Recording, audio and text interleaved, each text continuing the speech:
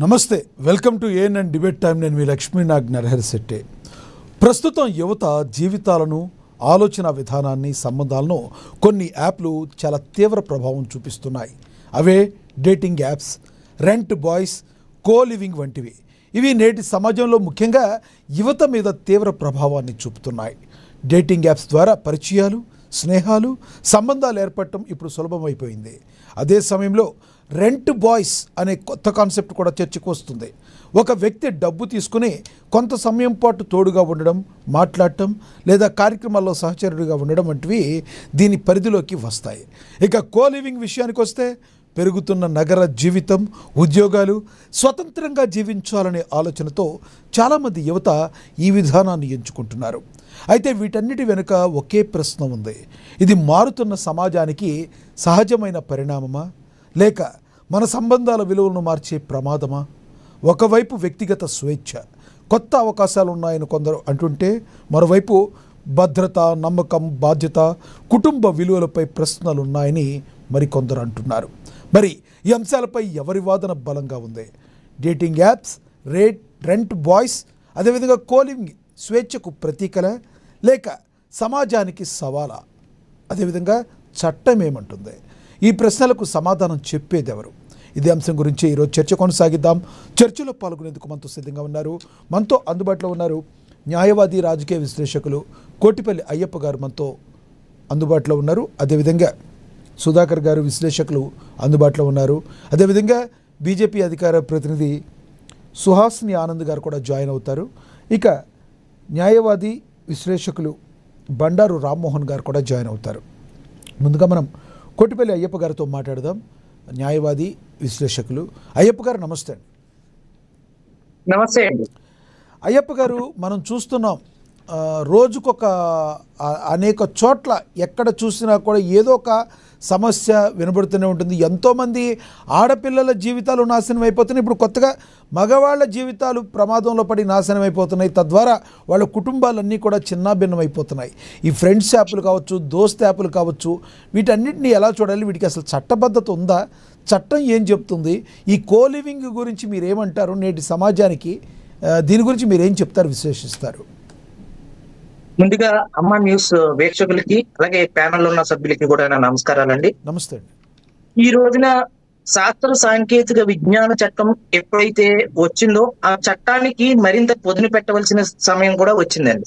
ఇప్పుడు ఈ డేటింగ్ యాప్ల వల్ల అనేక మంది అండి ఆస్తులు కోల్పోవటం, అలాగే డేటింగ్ యాప్లే కాదు ఇంకా బెట్టింగ్ యాప్లు, ఇట్లా చాలా వరకు కూడా సోషల్ మీడియా అనేది మనిషి వ్యక్తిగత జీవితం మీద చాలా ప్రభావితం పడుతుంది. ఇప్పుడు ఈ డేటింగ్ యాప్ వల్ల చాలా మంది సంసారాలు పోగొట్టుకోవటం, వైవాహిక జీవితాలకి దూరంగా ఉండటం, చాలా వరకు కూడా యువత కూడా తప్పుదారి పట్టడం అనేది జరుగుతోంది. ప్రభుత్వాలు వెనువెంటనే స్పందించి ఈ డేటింగ్ యాప్ల మీద చట్టపరంగా చర్యలు తీసుకోవాల్సినటువంటి ఆవశ్యకత చాలా ఉంది. ఇప్పుడు ఈ రోజున గూగుల్ స్టోర్ ఏదైతే ఉందో, ప్లే స్టోర్ ఏదైతే ఉందో, కొన్ని యాప్స్ డౌన్లోడ్ చేసినప్పుడు ఆ యాప్ యొక్క విధి విధానాలని, గైడ్ లైన్స్ ని, డిస్క్రిమినేషన్ ని కూడా పొందుపరచవలసినటువంటి ఆవశ్యకత. అటువంటి యాప్లు కనుక సమాజానికి ఏదైనా విఘాతం కలిగిలా ఉంటే అటువంటి యాప్లను బ్యాన్ చేయడం అనేది తప్పకుండా చేయాలి. ఇప్పుడు ప్లే స్టోర్ లో కొన్ని యాప్స్ ని కూడా బ్యాన్ చేయడం జరిగింది గతంలో. పబ్జి అని ఒక గేమ్ ని, ప్లే స్టోర్ లో ఉండేటువంటి యాప్స్ ని కూడా మనం ఏదైతే సమాజం మీద చెడు విషయాల వైపు తీసుకెళ్లేలాగా ప్రభావితం ఉందో అటువంటి యాప్ల్ని ప్రతి ఒక్కరు కూడా బ్యాన్ చేయవలసినటువంటి అవసరం ఖచ్చితంగా ఉందండి. అంటే ప్రజలు బ్యాన్ చేయడం ఓకే సార్, ఈ విషయంలో కొన్ని చట్టానికి తెలిసి కూడా జరుగుతుండటం చాలా ప్రమాదకరం అనుకోవచ్చా? ఎందుకంటే ఇప్పుడు మేజర్ అయిన వాళ్ళు కొన్ని ఏవైనా చేయొచ్చు. ఇప్పుడు కోలివింగ్ విషయానికి వస్తే, కోలివింగ్ చట్టబద్ధతగా కల్పించబడిందా? గతంలో ప్రాస్టిట్యూషన్కు సంబంధించి కూడా హైకోర్టు కావచ్చు, సుప్రీంకోర్టు కావచ్చు, మేజర్ అయిన వాళ్ళు ఎలాగైనా ఉండొచ్చు, ఇద్దరికి ఇష్టపూర్వకంగా ఉంటే అని చెప్పి తీర్పునిచ్చినవి కూడా మనం గమనించవచ్చు. ఎలా చూస్తారు? చట్టం వేరు, ఆచార సాంప్రదాయాలు వేరు. ఆచార సాంప్రదాయాలకి ప్రమాదం పొంచి ఉందంటారా? చట్టం ఏం చెప్తుంది? వీటిలన్నింటినీ కూడా క్రోడీకరించి సరైన వైపు వెళ్ళాలంటే ప్రజల్లో ఎటువంటి మార్పు రావాలంటారు? చాలా వరకు కూడా అండి చట్టాలని వక్రీకరించడం అనేది కొన్ని సామాజిక మాధ్యమాలు, ఇప్పుడు కోర్టు అనేది ఫుల్ జడ్జిమెంట్ ఇస్తుందండి. అక్కడ ఉన్న పరిస్థితులు ఆ కేసుని తాలూకు యొక్క విధానాలు, ఆ కేసు తాలూకు యొక్క విషయాల్ని దృష్టిలో పెట్టుకుని ఫర్ ఎగ్జాంపుల్ హత్య చేయడం నేరం కాదు అని చెప్పి ఏదన్నా కోర్టు ఇచ్చింది అనుకోండి, హత్య చేయడం నేరం కాదంట అని ఇస్తారు. హత్య చేయడం నేరం కాదు అని ఎందుకు ఇచ్చింది? ఏదైనా ఒక వ్యక్తి చిన్నపిల్లవాడు ఇవ్వచ్చు, అతను మానసిక వికలాంగుడు ఏదైనా హత్య చేయొచ్చు, లేదు అంటే ఆ తను ప్రాణాన్ని తను రక్షించుకునే ఆవశ్యకతలో జరగచ్చు. కానీ అక్కడ జరిగింది ఒకటి, చట్టం చెప్తున్నది ఒకటి, కానీ బయటకు చూపించేది ఒకటి అండి. ఇప్పుడు ఎప్పటికైనా సరే చట్టం అనేది ఎవరైనా సరే ఒక దాంపత్య జీవితం కాకుండా వేరే వ్యక్తితోటి వైవాహిక సంబంధాన్ని పెట్టుకోవడం అనేది చట్టరీత్యా ఎప్పటికీ నేరమే అండి. అది ఖచ్చితంగా చేయకూడనటువంటి నేరాలు మన ఇండియన్ పీనల్ కోడ్ లో శిక్షలు కూడా ఉన్నాయి. భారతీయ శిక్షణ స్మృతిలో కూడా అనేక చట్టాలు కూడా ఉన్నాయండి. మరి ఇంత చట్టం ఉండి, ఇంత పోలీసు వ్యవస్థ ఉండి, ఇంత ఉన్నప్పుడు యథేచ్ఛగా ప్లే స్టోర్లో ఈ యాప్లు ఉన్నాయి. దీని గురించి యువత చెడిపోతున్నప్పుడు కూడా అది ఎటువంటి చర్యలు తీసుకోపోవడాన్ని ఎలా చూడాలి? ఒక రకంగా ఇది ఫెయిల్ అనుకోవాలా? ఖచ్చితంగా ఫెయిల్ అండి. ఇప్పుడు ప్రభుత్వ నిఘా వర్గాలు, ఇంటెలిజెన్స్ వర్గాలు, టాస్క్ ఫోర్స్ బృందాలు ఇవన్నీ కూడా ఇటువంటి ఇప్పుడు ఒక సంవత్సర కాలంలో జరిగేటువంటి మరణాలు వేటి వల్ల జరుగుతున్నాయి, ఒక సంవత్సర కాలంలో దాంపత్య జీవితాలు వేటి వల్ల నష్టపోతున్నాయి, యువత దేని ద్వారా నష్టపోతున్నారు, ఇవన్నీ నివేదికలు ప్రభుత్వం దగ్గర ఉంచవలసిన బాధ్యత వారిదండి. ఇప్పుడు ఇంకా మనం చెప్పాలంటే ఆ మధ్య కాలంలో సెల్ఫీ వీడియోల వల్ల కూడా చాలా మంది యువత బైక్ దగ్గరికి వెళ్ళి సెల్ఫీ వీడియోలు దిగడం, లేదా పామును పట్టుకుని సెల్ఫీ వీడియోలు దిగడం, బైక్ స్టంట్లు చేస్తూ సెల్ఫీ వీడియోలు దిగడం, ఇట్లా చాలా మంది సముద్ర అలల్లో కూడా ప్రాణాలు కోల్పోయి సెల్ఫీ వీడియోల వల్ల జరిగినాయండి. వారి మీద కూడా చట్టపరమైన ఇప్పుడు సెల్ఫీ వీడియోలు అటువంటి స్టంట్లు చేసి పెట్టితే ఖచ్చితంగా ఆత్మహత్య యత్నం కింద 309 కింద వాళ్ళ మీద కేసులు బుక్ చేయాలి. కానీ అటువంటి చట్టాలు లేకపోవడం వల్ల విచ్చలవిడిగా యువత ఒకరిని చూసి ఒకళ్ళు పైనుంచి దూకటం, పామును కనిపించుకోవటం, బైక్ స్టంట్లు వేయటం, లేకపోతే నదుల్లో ఈతలు కొట్టడం, ఇట్లా రకరకాల లేదంటే ఈ మధ్యన ప్రాంక్ వీడియోలు అని చెప్పి చాలా మంది పెద్ద స్థాయి వ్యక్తులు కూడా ఇబ్బందులు పెడుతున్నారు. మరి ఇవన్నీ తెలిసి కూడా పోలీసులు యాక్షన్ తీసుకుంటలేదండి. ఇవి కళ్ళ ముందు జరుగుతున్నాయి. పెద్ద పెద్ద వ్యక్తుల్ని, వయసు పెద్ద వ్యక్తులను కూడా వాళ్ళని ఏడిపించడం, ఆ వీడియోలు పెట్టడం, అది నవ్వులాటకి చూపించడం, సామాన్య ప్రజల మీద కూడా సోషల్ మీడియా యాక్టివిటీస్ చాలా దుష్ప్రభావాలు ఉన్నాయండి. అందులో డేటింగ్ యాప్ కూడా ఒకటే అండి. ఇప్పుడు డేటింగ్ యాప్స్ వల్ల ఏమవుతుందంటే చాలా మంది ఇప్పుడు మనం చూసాం, మన ఒక యూనివర్సిటీ మొత్తమే HIV పాజిటివ్ వచ్చిందని చెప్పి పెద్ద దేశవ్యాప్తంగా ఒక గందరగోళం కూడా కర్ణాటకలో అండి. అంటే ఈ డేటింగ్ యాప్ల వల్ల చాలా మంది కూడా దానికి వాడవలసినటువంటి వాడకపోవడం, సుఖ జీవితానికి అలవాటు పడిపోవడం వల్ల చాలా మంది HIV బారిన పడ్డారు. దాదాపుగా యూనివర్సిటీలో చాలా మంది విద్యార్థులు 22-23 సంవత్సరాల విద్యార్థులై ఇటువంటి వ్యాధులకి లోన్ కావడం అనేది చాలా దురదృష్టకరం. అంటే దీన్ని చూసైనా సరే ఈ డేటింగ్ యాప్లని ఖచ్చితంగా బ్యాన్ చేయాలి. అలాగే గతంలో కూడా కొన్ని యూనివర్సిటీల్లో కూడా HIV పాజిటివ్ ఉన్న వాళ్ళు అనేక మంది ఉన్నారు. సినిమా యాక్టర్లు కానీ, సినిమా హీరోయిన్లు కానీ, పెద్ద పెద్ద సెలబ్రిటీస్ కానీ, వీరికి కూడా HIV పాజిటివ్ వచ్చిందని చెప్పి కూడా మనకి వచ్చినాయి. ఆ మధ్య కాలంలో కూడా ఆ మధ్య కాలంలో కూడా HIV బారిన పడి ఒక హీరోయిన్ కూడా మృతి చెందడం కూడా జరిగింది. హిందీ సినిమాల్లో చేసినటువంటి ఒక ఈవిడి. ఇదివరకు పోర్న్ వీడియోలు ఉండేవండి, బ్లూ వీడియోలు ఉండేవి, ఇవన్నీ బ్యాన్ అయినాయి. ఇప్పుడు డైరెక్ట్ గా అవేమి కాదు, డైరెక్ట్ గానే యాప్లు, డేటింగ్ యాప్లు ఫిక్స్ చేసుకోవడం, రూమ్ కూడా వాళ్ళే బుక్ చేయడం, హోటల్స్ కూడా ఖరీదైనటువంటి హోటల్స్ కూడా వాళ్ళే బుక్ చేయడం, దానికి అయ్యే ఖర్చు అమౌంట్ లాస్ట్ లో చూపించడం, ఇవన్నీ జరుగుతున్నాయని చెప్పి కొన్ని కేసులు అయితే మా దృష్టికి రావడం కూడా జరిగిందండి. అంటే ఇప్పుడు మనం చూస్తున్నాం, ఇప్పుడు కొత్తగా హైదరాబాద్లో కూడా చాలా విపరీత ధోరణులు వస్తున్నాయి. రెంట్కి ఒక యువకుని ఇవ్వటము అనేది ఒక ట్రెండ్గా మారిందట. ఆ రెంట్కి సంబంధించి కాఫీకి వెళ్తే 400, మరి సినిమాకి వెళ్తే 1000 రూపాయలు, 1200, మీతో 10 గంటలు స్పెండ్ చేయాలంటే 4500 ఇలా రేట్లు పెట్టి మరి చేస్తుంటే సంబంధిత అధికారులు ఏం చేస్తున్నట్టు, మీరన్నట్టు టాస్క్ ఫోర్స్ వాళ్ళు ఏం చేస్తున్నట్టు, దీనికి సంబంధించి ఎంత ప్రభావం పడిపోతుంది, దీన్ని ఆపటం ఎలా, ముందు ఎటువంటి చర్యలు తీసుకోవాలి, తల్లిదండ్రుల పాత్ర ఏ విధంగా ఉండబోతుంది యువతని ఆపటంలో? ఖచ్చితంగా అండి, తల్లిదండ్రులకి మొబైల్ ఎప్పుడైతే పిల్లలకి ఇచ్చారో అప్పటి నుంచి కూడా యువత చెడుదారుల వైపు వెళ్తూ ఉందండి. ఖచ్చితంగా ప్రతి తల్లిదండ్రులు కూడా పిల్లల మీద కూడా ఫోకస్ పెట్టవలసినటువంటి అవసరం ఉంది. పెంచడం అనేది బాధ్యత కాదండి, క్రమశిక్షణతోటి పెంచడమే అతిపెద్ద బాధ్యత అండి తల్లిదండ్రులు. అంటే మా అబ్బాయికి నేను అరిచేతిలో పెట్టి పెంచాను అని చెప్తారు తల్లిదండ్రులు, మా కింద అడకుండా పెంచాను అని చెప్తారు. ఇవన్నీ కాదండి. వాళ్ళకి ప్రస్తుతం ఉండేటువంటి సమాజం అంటే ఏంటి, ఎలా ముందుకు వెళ్ళాలి, సమాజంలో తన పాత్ర ఏంటి, తమ చెడుదారి వైపు వెళ్తే తన కుటుంబానికి ఎలా చెడ్డ పేరు వస్తుంది, అలాగే మోటివేషన్ చేయడం, అట్లా చేసుకుంటూ పోవాలండి. అదే కాకుండా మీరు డేటింగ్ యాప్లు కూడా ఎందుకు వాడుతున్నారంటే గంజాయి వాడటం వల్ల డేటింగ్ యాప్లు ఎక్కువ వాడుతుంటారు. గంజాయి మత్తులో అశ్లీలతమైనటువంటి వీడియోలకి అలవాటు పడిపోవడం, అశ్లీలతమైనటువంటి జీవితాలకి అలవాటు పడిపోవడం వల్ల ఈ డ్రగ్స్, కొకైన్, గంజాయి లాంటి మాదక ద్రవ్యాల వల్ల యువత చెడదారిని పడుతూ ఉన్నారండి. ఖచ్చితంగా చదువుకునేటువంటి యువత అనేక యూనివర్సిటీల్లో కూడా మాదక ద్రవ్యాలు వాడుతున్నారని, పెద్ద పెద్ద సెలబ్రిటీలు కూడా మాదక ద్రవ్యాలు వాడుతున్నారని వార్తలు కూడా వస్తూ ఉన్నాయి. పబ్బులకి వెళ్ళటం, ఇప్పుడు హైదరాబాద్ లో పబ్బుల్ని అన్నిటిని కూడా బ్యాన్ చేయాలి. ఈ పబ్ కల్చర్ అనేది ఇండియన్ కల్చర్ కాదు, మన ఇండియాకి ఒక సాంప్రదాయం ఉంది. పబ్ కల్చర్ ని ఖచ్చితంగా బ్యాన్ చేయాలి. అలాగే లాడ్జ్ల్లో రైడింగ్లు చేయాలి. టాస్క్ ఫోర్స్, ఇంటెలిజెన్స్, నిఘా వర్గాలు ఏవైతే ఉన్నాయో అవి ఖచ్చితంగా సిటీల మీద ఉండేటువంటి పెద్ద పెద్ద హోటల్ మీద కానీ వీటి మీద కానీ వాటి నిఘా పెట్టి మానిటరింగ్ అనేది ఖచ్చితంగా ఉండవలసినటువంటి అవసరం ఉంది. ప్రభుత్వానికి ప్రతి ఏడాది కూడా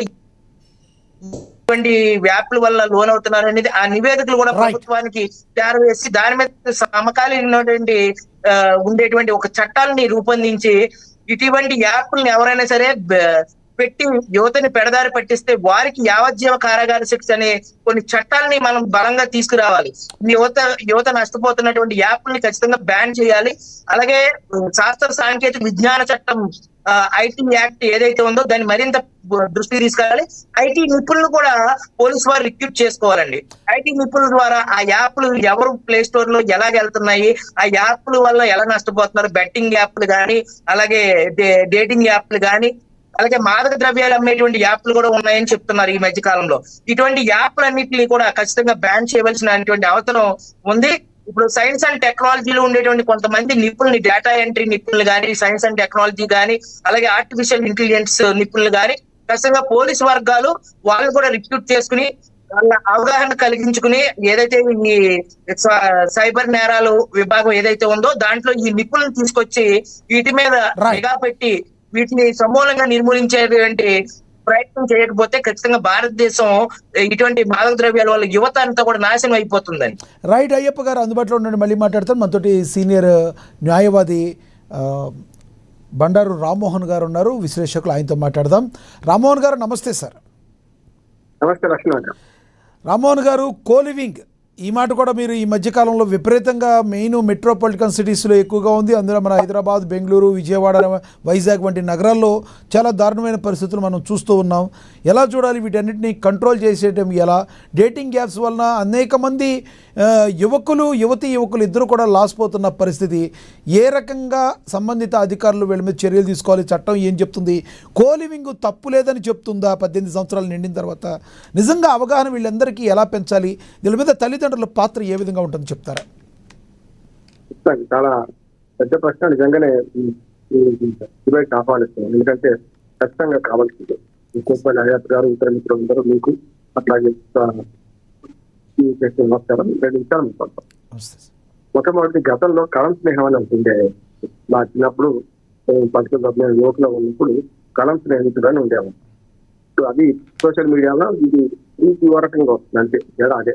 అప్పుడు కలం స్నేహం చేసిన వాళ్ళు కూడా మోసపెట్టే సంగతులు ఉంటాయి. మేము ఆడవాళ్ళతోనే మాట్లాడతాం అని కింద ఒక నోట్ రాసినా కూడా ఆడవాళ్ళ పేరు మీద కలం స్నేహం చేసి మోసపెట్టే సంగతులు అప్పుడు ఉన్నాయి, ఇప్పుడు ఉన్నాయి. సమాజం ఎప్పుడు కూడా దుర్మార్గం తొందరగా ఆసక్తిస్తారు. రెండోది, ఏది వద్దంటే మాకు చేయబుద్దాం. రాజకుమారుని ఉత్తరందికి పోతున్నాడు, చందమామ కథ వదిస్తాను రక్షణ గారు, అటువైపు పోతాం. పోయి పెళ్ళని చేసుకుని వస్తారు, మోసపోయిన వస్తారు. ఇప్పుడు అదే జరుగుతుంది.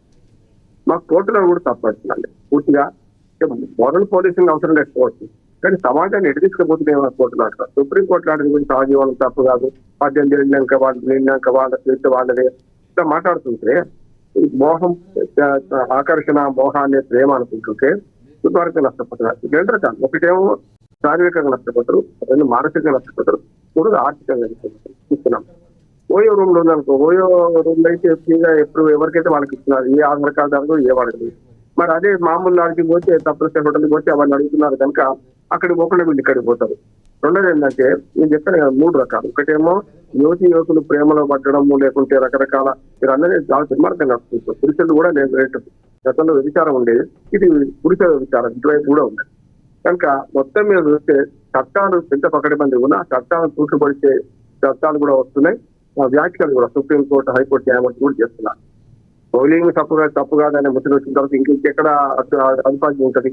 అంటే మీరు అడిగిన దానికి తల్లిదండ్రుల బాధ్యత కూడా ఉంది. ఎందుకంటే ఫోన్ వాడుతుంటే ఏం వాడుతున్నారు, ఎక్కడ తిరుగుతున్నారు, ఒంటరిగా మాట్లాడుతున్నారా, పైకి వెళ్ళి మెట్ల మీద కూర్చున్నారా, లేకపోతే పైకి వెళ్ళి టెర్రస్ మీద మాట్లాడుతున్నారా, ఇవన్నీ చూడాల్సిన అవసరం ఉంది. కనీసం వాళ్ళ సరే ఫోన్ అంటే మనకు మొబైల్ పోలీసింగ్ చేస్తా, వాడొద్దంటే ఇంకా వాడకపోతే అవుతాను. వాళ్ళు బయటకు వెళ్తున్నప్పుడు ఎక్కడికి వెళ్తున్నారు, ఏ సంగతి అని తెలుసుకోకుండా పంపించడం కూడా అవుతుంది. ఈ మధ్యన నియోరింగ్ ముఖ్యంగా ఈ మధ్య దానికి ఎబో మిడిల్ క్లాస్ పెరిగిండ్రు, దానివల్ల ఇప్పుడు అక్కడికే పరిమితం అవుద్దంటే అక్కడికి ఏం లేదు. నేను ఈ మధ్యన మాదక ద్రవ్యాలు కూడా ఇందులో ఉన్నాయి కనుక నేను అది కూడా చెప్తాను. ఈ మధ్యన ఒక ఊరికి వెళ్ళాను, ఒక పెళ్లికి వెళ్తుంటే సాయంత్రం రిసెప్షన్ అది ఊరికి వెళ్తున్నాను. ఆ ఊరికి వెళ్తున్న సందర్భంలో రోడ్డు పక్కన ఆసుపత్రి పక్క అంతా యూత్ అంటే 20-22 ఏళ్ల పిల్లలు, ఆడపిల్లలు, మగ పిల్లలు ఆ పండ్ల కూర్చోవడం లేకుంటే ఆ కన్వర్టర్ కూర్చొని ఎదుర్కొస్తున్నారు. నేను ఆ ఊరు సర్పంచ్ని అడిగిన, ఊరవసరం ఇంతమంది ఇస్తున్నారు, కాదు 20-30 మంది యువత కనపడుతుంది, మరి చదువుకుంటుంటా ఏం చేస్తారు, చదువుతారు సార్. ఈ ఊళ్ళో చిన్న ఊరే 3000 జనాభా ఉండేది, 60-70 మంది మాదక ద్రవ్యాలకు అలవాటు పడ్డారు. వాళ్ళ వేషధారణ చూసిందా మీరు అన్నది చూసినాను. ఎందుకంటే కటింగ్ లట ఈ సైడ్ కటింగ్స్ 3 గీతలతో ఒకటి, రకరకాల పిట్టగూడు కటింగ్ అంటే ఓ రకంగా, వాళ్ళకు మాదక ద్రవ్యాలు సప్లై చేసేటప్పుడు కూడా రోజు వాడి పేపర్ ఎట్లేస్తారో అటు సాయంత్రం వచ్చి ఇచ్చేసుకోతారు. తెల్లారి దాకా మధ్యలో ఉంటాడు, మన సాయంత్రం వాడు రాకపోతే వాడు ఆత్మహత్య కూడా చేసుకుంటారు. అట్లా తయారైంది. అంటే మాదక ద్రవ్యాలు ఊళ్ళ దాకా పాకినాయి. కనుక ఇవన్నీ చూస్తే మనకు అర్థం అవుతుంది అంటే సమాజంలో విచ్చలవిడితనం జరిగింది. మంచిగా ఉన్నది కాదంటే 100-90% మంచిగా మనం మాట్లాడుతుంటే 10% కూడా తక్కువనే. ఇంకా లోకంలో సమాజంలో చాలా మంచిగా ఉన్నది, విలువలు ఉన్నాయి. ఈ విలువలకు విరుద్ధంగా మాట్లాడటం ఒకటి కాదు, చెడు తొందరగా ఆకర్షించడానికి. ఇంకా కలం స్నేహం పేరు మీద ఒకనాడు 50 ఏళ్ల క్రితం ఎట్లా మోసపోయిందో ఇవాళ సోషల్ మీడియా ద్వారా మోసపోతారు. చట్టాన్ని అది గ్యాన్ చేయాలి, ఈ చట్టం చేసే చట్టాల వల్ల ఏం కాదు. గురిశిక్ష ఉంది మన దగ్గర. గురిశిక్ష లేని దేశాల్లో నేరాలు బాగా ఉన్నాయి, గురిశిక్ష లేని దేశాల్లో నేరాలు తక్కువ ఉన్నాయి. గురిశిక్ష అమలు చేస్తున్న మన బంగారు దేశంలో నేరాలు ఎక్కువ ఉన్నాయి, చూస్తున్నాం మనకి. ఎందుకంటే ఇంటికో పోలీసులు పెట్టినా ఇది మన ప్రభుత్వం ఏం చేయలేదు. కానీ చట్టాలు పకడ్బందీగా ఉండడం, దాన్ని అమలు చేసే క్రమంలో కోర్టులు కూడా కొంచెం జాగ్రత్తగా వహిస్తే మంచిది. అంటే ఇక్కడ రామ్మోహన్ గారు ఈ కోలివింగ్ గురించి చెప్పండి. చాలా మంది ఈ రోజు నా కోలివింగ్ కి అలవాటు పడిన వాళ్ళు మెట్రోపాలిటన్ సిటీస్ లో ఎక్కువగా ఉన్నారు. దీన్ని చట్టం ఏం చెప్తుంది దీని గురించి? నేరం కాదంటుంది కదా, మొన్న చెప్పారు కదా, సాధ్యం తప్పు కాదు, కోలివింగ్ తప్పు కాదు, సాధ్యం అంటే అదే కదా, ఇంకా అంతకనే ఉన్నది. నాకు మొన్న వాకింగ్ చేస్తుంటే హైదరాబాద్ లో కొంపల్లి ఆ ప్రాంతంలో నేను వాకింగ్ చేస్తుంటే ఓ 2 జంట కనపడ్డారు. నాకు కొత్తగా అనిపించింది మా ప్రాంతానికి. ఏమమ్మా ఎక్కడ వచ్చారు, కొత్తగా వచ్చారంటే అవును సార్ అన్నారు. వాళ్ళకి ఏమవుతుంది, ఎవరికి ఏమవుతుందో తెలియదు, జస్ట్ అంతకంటే ఎక్కువైతే బాగుంటది కదా. ఏం చేస్తున్నారు, చదువుకుంటున్నామన్నారు. ఇద్దరికి పెళ్లి కాలేదు, స్పష్టంగా కనపడుతున్నాయి. ఇద్దరు కలిసి ఒక అపార్ట్మెంట్ లో తీసుకొని ఉంటున్నారు. అంటే నేనేమంటున్నానంటే కోర్టులు కూడా తమ పిల్లలు కూడా ఇట్లా ఇచ్చిపెడతారా కోర్టు, మన జడ్జిలు. నేను అందుకే చెప్తున్నాను, చాలా మంది జడ్జిలు బాధ్యతారహితంగా వ్యాఖ్యలు చేస్తున్నారు, తీర్పులు ఇస్తున్నారు అంటున్నారు.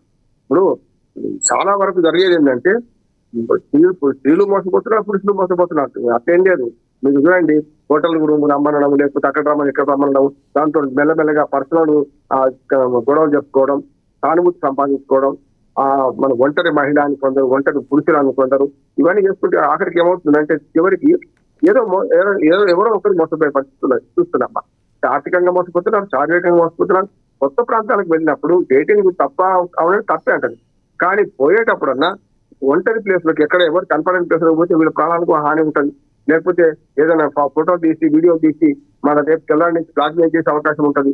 అసలు పురుషుడా స్త్రీ అని తెలియకుండా కూడా దీనిలో పేర్లు పెట్టుకుని రకరకాలుగా మోసం చేస్తున్నారు. ఇవన్నీ చూస్తున్నాం కదా. ముఖ్యంగా తల్లిదండ్రుల బాధ్యత ఫస్ట్ ఇంట్లో, రెండోది టీచర్ల బాధ్యత కూడా. కానీ టీచర్లకు ఎవరు వింటున్నారు?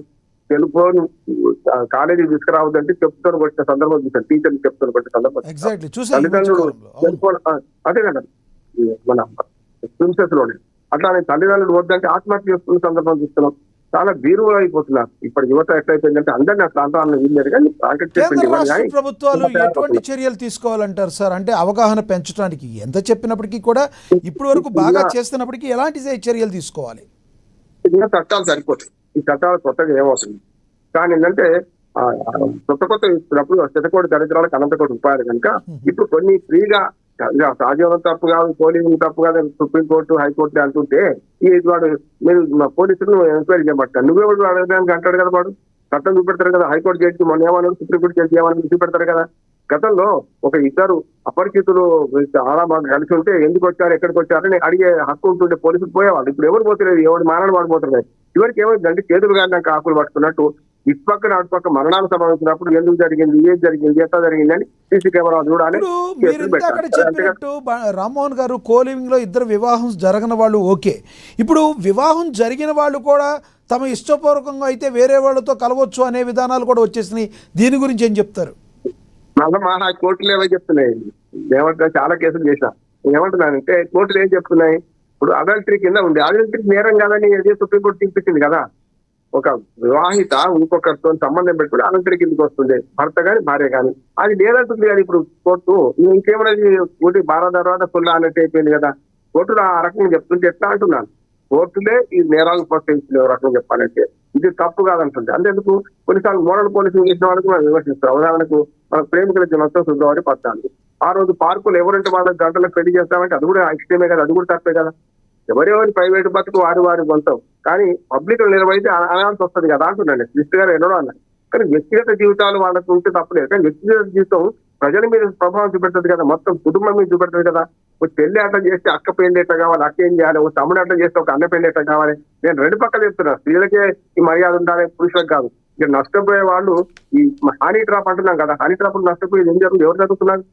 సైన్యం కూడా హనీ ట్రాప్ లో నష్టపోతుంది. కొంత బ్రేక్ వేయాలి అంటే తల్లిదండ్రులు తమ పిల్లలు ఏం చేస్తున్నారు అనేది నిరంతరం మానిటరింగ్ చేయాలంటారు. ఫస్ట్ ఒక్క మాట నా ఉద్దేశం అంటే పరిష్కారం వైపు ఇప్పటిదాకా సమస్య పడుతుంది. డేటింగ్ యాప్స్ ను దయచేసి గమనించండి, అందులో కొన్ని జెన్యూన్ నుండి జెన్యూన్ కానీ ఉంటాయి. డేటింగ్ యాప్స్ లో పనిచేసేటప్పుడు వాళ్ళ నిబంధనలు ఏంటి, ఎట్లా అంటున్నారు, ఏం చేస్తున్నారో చూడండి. ఒకసారి ఆడవాళ్ళ ఫోటోలు పెట్టి మగవాళ్ళ ఫోటోలు పెట్టి ఆడవాళ్ళు రకరకాలుగా ప్రయత్నం చేస్తున్న మరి ఉన్నాయి. అందుకని జెన్యూనిటీ కూడా గమనించండి. అసలు ఆ వంక చూడకపోతే నేను బెస్ట్, కానీ ఎప్పుడైనా కొన్ని ఇప్పుడు కత్తితో కూరగాయలు కోయొచ్చు, మిరకాయలు కోయొచ్చు లక్ష్మణ్ గారు, కత్తి తప్పు కాదు, కోసేవాడు తప్పు కదా.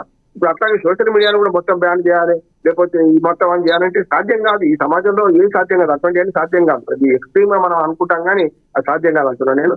సమస్యను మనకు మనం అవగాహన చేసుకోవాలి. ముఖ్యంగా కౌన్సిలింగ్ ఒక్క మాట చెప్తాను, నేను చాలా మంది అడల్టెన్స్ ట్రైనింగ్ ఇస్తుంటాను. నేను లయన్స్ క్లబ్ తరఫున మా పిల్లలకు అడల్టెన్స్ అంటే శారీరక ధర్మం సూత్రాలు ఎట్లా ఉంటాయి, పిల్లలు 10th క్లాస్కి వచ్చే 8వ తరగతి తర్వాత రజస్వల అయిన తర్వాత ఎట్లా ఉంటుంది, వాళ్ళ శరీర నిర్మాణం ఎట్లా ఉంటుంది, దానికి ఎందుకు లోన్ కావచ్చు అడల్టెన్స్ ట్రైనింగ్ ఇస్తుంటారు. మాదక ద్రవ్యాల మీద అడల్టెన్స్ ట్రైనింగ్ అంటే ఫస్ట్ తెలుస్తుంది మాకు. ఆకర్షణకు మోహానికి తేడా అది ప్రేమ అనుకుని 10th క్లాస్ సినిమాలు కూడా అట్లా వస్తున్నాయి కదా సార్. 10th క్లాస్ పిల్లాడు గర్లని 10th క్లాస్ అని చెప్పి సినిమాలు వస్తుంటే ఒకనాడు ఉంటుండే ప్రేమ. నేనైతే దాదాపు 40-50 ప్రేమ వివాహం చేయించిన, మంచి రిజిస్టర్డ్ మ్యారేజ్ చేయించిన. ఇప్పుడు అవగాహనతో చేసుకుంటే సంసారం నిలుస్తుంది. మతాంతర కులాంతర వివాహాలు కూడా చేయించిన, కానీ అవి నిలిచినాయి. ఇవాళ అట్ట కాదు, మోహము ప్రేమకు ఆకర్షణ పోతున్నారు కనుక మోసపోతున్నారు, మోసపోయి మళ్ళీ ఏడుస్తున్నారు వాళ్ళే. రైట్ రామ్మోహన్ గారు, ఎస్ మళ్ళీ మాట్లాడతారు సార్, అందుబాటులో ఉండండి. మనతోటి బీజేపీ అధికార ప్రతినిధి సుహాసిని ఆనంద్ గారు జాయిన్ అయ్యారు, ఆవిడతో మాట్లాడదాం. సుహాసిని గారు నమస్తే అండి. నమస్తే అండి, ప్యానెల్లో ఉన్న పెద్దలందరికీ నమస్కారం. ఎస్ సుహాసిని గారు, మనం చూస్తున్నాం ఈ రోజున ఈ డేటింగ్ యాప్లు కావచ్చు, రెంట్ బాయ్స్ కావచ్చు, లేదంటే కాల్ గర్ల్స్ కావచ్చు, ఇలాంటివి ఎక్కువైపోతున్నాయి. దీన్ని ఆపటం ఎలా? సంబంధిత అధికారులు ఏం చెప్పాలి, చట్టం ఏం చెప్తుంది, దీని అందరికీ ఒక ఫుల్ స్టాప్ పెట్టాలంటే అసలు ఏం చేయాలంటారు, మీ అభిప్రాయం? అసలు మొట్టమొదట ఇవాళ ఒక యువతలో అటు ఆడ కానీ మగ కానీ ముఖ్యంగా ఒక ఫినాన్షియల్ ఇండిపెండెన్స్ యువతులలో ఆడపిల్లలో ఎదగడం మంచిదే, ఇది ఒక శుభ పరిణామం. దాని వల్ల వాళ్ళ కాళ్ళ మీద వాళ్ళు నిలబడడం, వాళ్ళకు ఒక ఫినాన్షియల్ సెక్యూరిటీ ఏదైతే వాళ్ళకు కొన్ని కావాలనుకుంటున్నారో చదువు వల్ల అది వాళ్ళకు ఉద్యోగం వస్తుంది. అంతవరకు వాళ్ళ కాళ్ళ పైన వాళ్ళు నిలబడాలి అని వాళ్ళకి చదువు చెప్పించి తల్లిదండ్రులు వాళ్ళని ఉద్యోగాలకు పంపుతున్నారు. కానీ దాని తర్వాత జరగాల్సింది ఏంటి, ఒక ఫ్యామిలీలో సెటిల్మెంట్, ఒక పెళ్లి చేసుకోవడం, పిల్లలు, వాటి ఆడ కానీ మగ కానీ, I'm not telling about 1 person. ఎవరికైనా సరే ఒక కుటుంబ వ్యవస్థ అని ఒక సమాజంలో ఉంది. ఆ కుటుంబ వ్యవస్థకి, భారతీయ కుటుంబ వ్యవస్థకి ప్రపంచమే కొనియాడుతోంది. కానీ భారతదేశంలో అన్ఫార్చునేట్లీ కొన్ని యొక్క విదేశీ ప్రభావము, మరి ఒక విచ్చలవిడితనమో, అంటే ఒక హక్కు అన్న ఒక ముసుగులో, స్వేచ్ఛ అన్న ముసుగులో వాళ్ళని వాళ్ళు మోసం చేసుకుంటున్నారా, లేకపోతే జీవితాలు పాడు చేసుకుంటున్నారా అన్నది కనుక చూస్తే కొంత ఇగ్నరెన్స్ కూడా అది కారణమవుతోంది. ఆ, తెలియకుండా పడడం అన్నది ఈ మధ్య ఎప్పుడైతే ఒక ఆన్లైన్ ప్లాట్ఫామ్స్ ఎక్కువయ్యాయో, సోషల్ మీడియాలో అపరిచిత వ్యక్తులు ముఖ పరిచయం లేకుండా వాళ్ళతో ఫ్రెండ్షిప్ చేసుకోవడం మొదలు పెడుతున్నారు. ఎప్పుడైతే ముఖ పరిచయం లేకపోయినా వాళ్ళ మాటలకి, వాళ్ళ యొక్క స్వీట్ వాయిస్, వాళ్ళ యొక్క ఆ అంటే ఈ మధ్య ఏమవుతుంది, ఫ్యామిలీస్ తల్లిదండ్రితో కూడా మాట్లాడే ఒక విషయాలు పంచుకునే ఒక సమయం లేకపోయేసరికి వాళ్ళతో ఎవరైనా కొంచెం ప్రేమగా ఆప్యాయతగా మాట్లాడేసరికి ఆ రిలేషన్ తో కనెక్ట్ అయిపోతున్నారు. సో దానికి ఏమైపోతుంది, వెంటనే వాళ్ళ పర్సనల్ డేటా అంతటి పంచుకోవడం. సో వాళ్ళ మోజులో కానీ, వాళ్ళ ట్రాఫిక్ లో కానీ ఎప్పుడైతే పడి వీళ్ళు బయటికి వెళ్తున్నారో, దాని తర్వాత వీళ్ళు ఎన్నో ఇబ్బందులు ఫేస్ చేయడం, not only physically but also mentally. ఏదైతే వీళ్ళు నాకు ఫ్రీ కావాలి, నాకు బ్రేక్ కావాలి, నాకు ఒక సొసైటీలో నేను ఎక్కువ స్ట్రెయిన్ అవుతున్నాను, స్ట్రెస్ కి లోన్ అవుతున్నానని సోషల్ మీడియా ప్లాట్ఫామ్స్ వాళ్ళు ఏ మనశ్శాంతికి అయితే వాళ్ళు అప్రోచ్ అవుతున్నారో ఆ మనశ్శాంతి కరువు అవుతుంది మానసిక ఒత్తిడి వల్ల. అసలు ఆశ్చర్యం, మనకి నార్టన్ గ్లోబల్ రిపోర్ట్ ఒకటి చెప్పిందండి, భారతీయులలో ప్రతి 7 మందిలో ఒకళ్ళు చాలా పెద్దగా ఈ స్కామ్స్ కి గురవుతున్నారు. అంటే వాళ్ళు బాధితులు. అంటే ఒక సగటున ఒక మనిషి ఆర్థికంగా 2,80,000 రూపాయలు ఒక మనిషి ఈ ఆన్లైన్ ప్లాట్ఫామ్ ద్వారా నష్టపోతున్నారు భారతీయులలో అని. ఇంకా అసలు ఆశ్చర్యపడాల్సిన, అవాక్కవ్వాల్సిన విషయం ఏంటి అంటే, ఒక తెలంగాణలోనే 500 మంది సంవత్సరంలో వీళ్ళు ఈ యొక్క బారిన పడి దాని వల్ల వాళ్ళ ఆర్థికంగా నష్టము దగ్గర దగ్గర 3 కోట్ల రూపాయలు. అసలు ఇంతలా ఏ విధంగా వెళ్తోంది అంటే, ఒకటి ఇటు ఆన్లైన్ ప్లాట్ఫామ్స్ వల్ల వీళ్ళు షేర్ చేసిన డేటాస్ వల్ల ఒక సెక్స్టార్షన్ కానీ, ఒక blackmailing, and also honey traps. ఈ హనీ ట్రాప్ లో వాళ్ళు నమ్మస్తారు. ఇప్పుడు చిన్నపిల్లలు జెన్సీ ఏంటి అంటే, ఒక యువతలో వాళ్ళు ఏదైనా ఒకటి, ప్రతిదీ కాకి కూడా అందంగానే కనిపిస్తుంది అని ఒక సామెత ఊరికే రాలేదు. సో వాళ్ళు అంటారు, వాళ్ళ కళ్ళతో నా కళ్ళతో చూడండి, నేను నాకు నచ్చారు అని అంటారు. సో ఈ కాన్సెప్ట్ ప్రతి మనిషి ఆ యువతర క్రాస్ చేసి ముందుకు వస్తున్న వాళ్ళమే, వచ్చిన వాళ్ళమే. కానీ ఎప్పుడైతే ఈ జాగ్రత్త ఒక కుటుంబ వ్యవస్థ లోపించిందో, ప్రతి ఒక్క మనిషి తను ఒక వ్యక్తిగతంగా జీవితాన్ని కోల్పోవడం జరుగుతుంది. ఈ లైఫ్ ఈజ్ సో బ్యూటిఫుల్. మనకున్న దాంట్లో యువతరం యాక్టివ్ గా ఉన్న సమయం, ఒక యావరేజ్ స్పాన్ 70-80 ఏళ్ళు బతుకుతున్నాడు అంటే కరెక్ట్ గా చైల్డ్హుడ్ లోను ఓల్డ్ ఏజ్ లోను పోతే మిగిలింది ఆ పయోస్ 25 నుంచి 30 సంవత్సరాల వయసు ఏదైతే ఉందో యాక్టివ్ గా ఉండాల్సింది, అది కాస్త నష్టపోతున్నారు. సో వాళ్ళు జీవితంలో సాధించింది ఏంటి అంటే వాళ్ళకు ఒక క్వశ్చన్ మార్క్ లా మిగిలిపోతున్నారు.